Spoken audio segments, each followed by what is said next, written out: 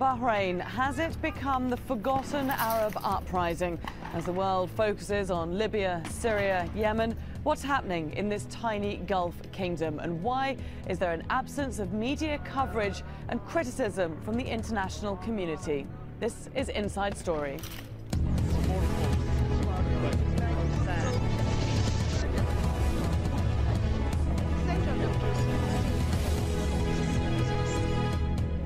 Hello, welcome to the programme. I'm Laura Kyle. International media is unwelcome in Bahrain. It's getting harder to report and follow a crackdown that's widespread and unrelenting. Our reporter, Charles Stratford, has just returned from there and has this exclusive report on schoolgirls being targeted for beatings and interrogations. Now, opposition groups say police have raided up to 15 mainly girls' schools. Pictures of the Bahraini and Saudi kings in the streets of Manama. A show of unity almost 2 months after a joint operation to clear the Pearl roundabout of Shia-led pro-democracy protesters. Bahrain has made major efforts to keep the international media out, but Al Jazeera got in undercover and has found shocking evidence of just how brutal the crackdown is. Heba is not her real name. She's 16 years old and says police took her and 3 other girls from their school late last month. He hit and banged me against the wall to make me scream. Since we did not scream, we were beaten more and more, stronger and stronger. The beating was severe, but being afraid of what was coming next meant we were senseless to the pain. He pulled a hose out and started beating us. He hit me over the head. I started bleeding and fell down. He told the guards to keep me in the restroom. She says the policeman demanded to know details about her family and if she had been to the Pearl roundabout protests. She claims they repeatedly threatened to rape her and made her watch a mock funeral involving other beaten girls. The girl at the front was dressed in a funeral shroud and blindfolded with a green strap. They were beaten up and screaming. We were told that our turn would come. We were photographed carrying boards displaying our name and ID number.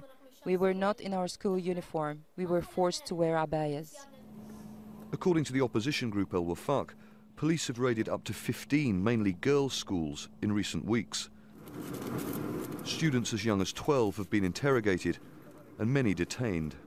A Bahrain human rights organisation says at least 70 teachers have also been detained. Al Jazeera secretly filmed this girls' school in the village of Sar. A parent who refused to go on camera confirmed that the police took away a number of girls in late April. He said the authorities have since ordered all Sunni students to leave and that the students and teachers are petrified about another raid. This is a really shocked situation we are facing. Why they are intervening schools while it is educational sectors. I'm very afraid because they threatened us with being rearrested. We don't know when we can start our studies or if we have been expelled. We don't know where we're standing or what our future is. Charles Stratford for Inside Story, Bahrain. Well, government officials in Bahrain have, at the time of this recording, not responded to Al Jazeera's request for comment. This is clearly an important discussion which needs to be had, and here to help us do it are 3 guests. In Boston, Mansour al-Arid, the chairman of the Gulf Council for Foreign Relations. In Dubai, Stacey Haag, the director of the Gulf Office of the National Democratic Institute. And via broadband from Bahrain, Nabeel Rajab, president of Bahrain Centre for Human Rights. Welcome all of you to the programme. Thank you very much for you. To get more of an idea of what's actually happening there in Bahrain at the moment, elaborate for us a little on the situation that Charles reported on. You know, the girls group were one of the groups were targeted. As you know, doctors were targeted, nurses, teachers, unionists, human rights defenders, bloggers, journalists, lawyers. All of them were targeted because of their participation or because of their sympathy with the uprising or because they've sent messages through their phone, through their emails regarding the uprising, regarding the Pearl roundabout. And the girls, the group which took a big part or leading part in the uprising. They were ahead of the uprising. And that's why when the crackdown started, when the Bahraini invited the Saudis to come in. The first group to be targeted were the girls in the secondary school. And many of them were arrested. A lot of them were tortured systematically. A lot of teachers were systematically tortured. We have cases of sexual assault, sexual abuse among them. I mean, boys students as well. But we have more girls who've been targeted and who've been arrested and who've been tortured systematically. So we've been hearing from the opposition forces that 15 specific schools have been targeted. Also hearing that these were schools which were not taking part in pro-government rallies. Is that actually the case? Many of these schools have not taken part. Many of those girls, many of those people today arrested or fired from their work, terminated from work on their school, they have not taken part. Now it is shifting, the government shifting it to target all people in their sectarian basis more than they have taken part in the uprising or not. Many of those people detained, including those people who were tortured to death. At least 2 people who were tortured to death, they have nothing to do with the uprising, they have nothing to do with the protest, they have nothing to do with the opposition. Just they're targeting everybody. But government of Bahrain is going too far, it's going crazy, and arresting people based on sectarian basis, demolishing their mosques, raiding their villages, targeting their houses, firing people, being behind them. I mean, in all means, in all bloody means, they are targeting people more than exceeded those people who did take part on the uprising. OK, Mansour Al-Arid, if I could turn to you. You work for the Gulf Council that works closely with the GCC. Does the GCC condone such behaviour?